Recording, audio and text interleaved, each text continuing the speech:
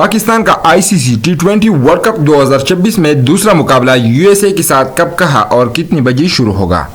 पाकिस्तान और यूएसए के दरमियान बहुत ही टफ मुकाबला हमें इस बार देखने को मिलेगा, क्योंकि 2022 टी20 वर्ल्ड कप में भी यूएसए की टीम ने पाकिस्तान टीम को शिकस्त दिया था।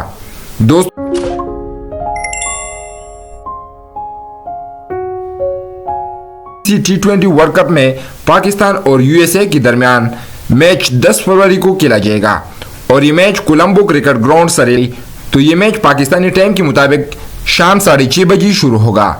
दोस्तों, आप लोगों को क्या लगता है, क्या पाकिस्तानी टीम इस बार यूएसए टीम को शिकस्त दे पाएगी या नहीं, या फिर 2022 टी20 वर्ल्ड कप की तरह इस बार भी पाकिस्तानी फैंस की उम्मीदों पर पानी फेर कर यूएसए से शिकस्त का सामना करना पड़े। कमेंट सेक्शन में दे। मजीद क्रिकेट के हवाले से तमाम तरह अपडेट्स जानने के लिए हमारे चैनल को सब्सक्राइब करें।